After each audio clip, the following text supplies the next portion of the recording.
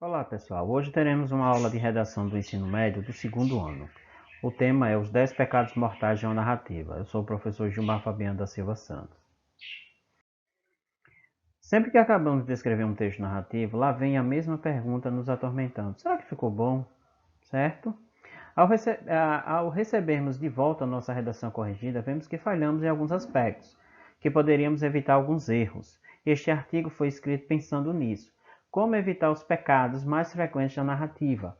Pois bem, vamos dividir os tais pecados em 10 tipos mais frequentes e tentar não os cometer, ok? Então, primeiro pecado, uso e mau uso das palavras. Um defeito que um bom texto jamais deverá apresentar é a repetição de palavras sem fins estilísticos. Se você parar esse vídeo e ler esse texto aí, você vai perceber que eu repeti 3 vezes menina. Veja, a menina esteve. Aí, coitada da menina. Eu poderia trocar por coitado dela, né? A menina pediu, ela pediu, certo? Então, substitua por pronomes, o que a gente chama de elementos anafóricos. Uso de clichês. Evite isso. Lindo dia de sol, abraço cheio de emoção, beijo doce, né? Evite estar usando essas expressões, família unida. Seja mais direto no que você queira dizer, certo? Falta de coerência interna. Observe, se você parar esse vídeo e ler esse texto, quando você chegar na metade do texto, você não vai entender. Então você tem que ter clareza no que você está escrevendo. É por isso que é importante você dar para alguma outra pessoa ler. Porque automaticamente seu cérebro tenta corrigir seus erros. Ok? Então dê uma lida nesse texto e observe isso. A ausência de características das personagens. Quando construímos a personagem ou personagem, sabemos que elas devem parecer verdadeiras, criaturas assemelhadas que são os humanos. Mesmo em uma fábula ou num apólogo, em que animais ou coisas são personificados, há uma tendência de caracterizá-los como criaturas do mundo real. Então tenha esse cuidado de adjetivar os seus personagens, certo? Adjetivar os seus argumentos, né? O que é que você quer falar? Então traga as qualidades desses personagens ou argumentos.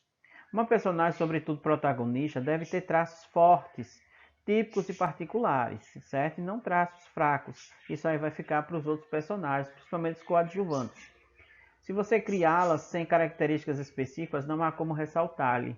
Então você tem que construir a identidade do personagem, e é a partir desses traços fortes. Dica, uma boa personagem tem um cacuete qualquer. Então ele tem uma fala típica dele, né? Então você tem que usar isso sempre no seu texto. A ausência de características espaciais. Enquanto lá fora chovia intensamente, as crianças pulavam os berros sobre os sofás da sala. Gente, eu preciso colocar o meu leitor dentro de um espaço. Então é importante você caracterizar o lugar onde ele está, né? Quantos sofás tem, quantas janelas tem, portas, a cor da casa, a cor dos móveis, certo? Se há animais, se há pessoas, quem são, certo? Como eles estão organizados dentro do espaço. Eu preciso, porque você vai colocar o leitor dentro da obra. Então eu preciso ver como se eu estivesse presente, ok? Dica, não seja excessivamente minucioso. Aborde somente aspectos. Não seja um mestre de Queiroz que gostava de detalhar tudo para poder dar uma característica para o seu personagem. Use reiterado de adjetivos. Imagine se você lesse um início de narrativa assim. Numa linda, perfeita, maravilhosa, fantástica, ensolarada. Não precisa disso. Você está intensificando adjetivos. Seja mais direto no que você esteja falando. Escrita circular. Qual é o tamanho correto que se deva dar a um texto narrativo no vestibular? É aquele negócio encher linguiça. Você não está sabendo o que escrever e fica circulando o texto. Certo? Mas convém não ultrapassar de 25 a 30 linhas, certo? Em uma redação Enem você não pode fazer isso. Ficar com um argumento circular, certo? Por exemplo, todo homem bom é honesto, porque todo homem honesto é bom. Você só está circulando. Evite isso, esse argumento circular. Começo, meio e fim. Um bom texto narrativo deve seguir essa sequência, começo, meio e fim. E nem sempre muita gente, quando escreve, imagina para ser compreendida é preciso de ser didático. É um errado pecado mortal. Então, gente, quando o aluno chega para mim e diz assim, professor, quantas linhas? Pronto, eu já sei que ele não sabe começar, não sabe terminar, ele só sabe colocar as ideias. Então, muito cuidado, viu? Esquecendo uma personagem. Antes de começar o seu texto, lembre-se de ler com atenção todas as recomendações do enunciado. E não se esquecer de qualquer recomendação, sobretudo quando se trata de criar um determinado tipo de personagem. Se o enunciado pedir a você que crie um detetive, uma mulher que lê mãos, um homem misterioso de chapéu, tais pedidos certamente fazem parte fundamentalmente do que se pretende da narrativa. Pior do que isso é começar a narrar e após citar uma personagem esquecê-la, deixá-la de lado, não trazê-la ao fio da história. Então, se vocês citam um personagem, por mais simples que seja, eles têm que estar retornando à narrativa. É papel do narrador, né, para o leitor.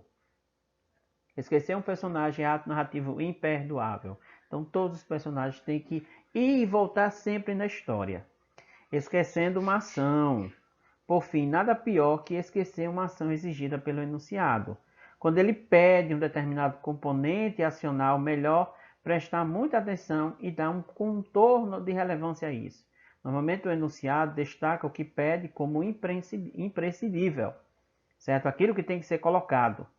E antes de passar a limpo a redação, vá ao rol de exigências e confira se cumpriu todos os itens. Se todos os personagens foram e vieram, certo? A questão do espaço, a questão do tempo, certo? Para você ter uma boa história para contar. Há duas coisas que dão nota 0 na hora de elaborar um texto. Fugir do modal, né? Você tem uma linha de pensamento e você foge dessa linha de pensamento. Trocá-lo, né? Perde-se, por exemplo, uma narração, você faz uma dissertação. Então você começa a falar sobre crise hídrica e daqui a pouco termina sobre a crise no petróleo. Então você saiu de uma linha e foi para outra. Então você se perdeu na história. A outra é esquecer os itens do enunciado, descumpri-los ou relegar exigências fundamentais. Então você disse que ia começar a contar uma história de um detetive que ia descobrir um caso. Quando chega lá por fim, é uma cigana que descobriu que a mãe dela era a rainha da Inglaterra. Oxi. E a história do detetive que ficou lá atrás? Cadê? Cadê o crime que ele ia resolver?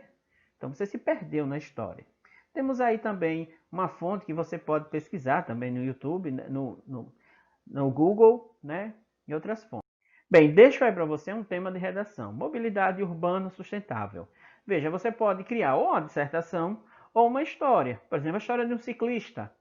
E ele está narrando, né, uma ciclovia, o caminho de uma ciclovia, por exemplo. Certo? Então você pode usar isso, né?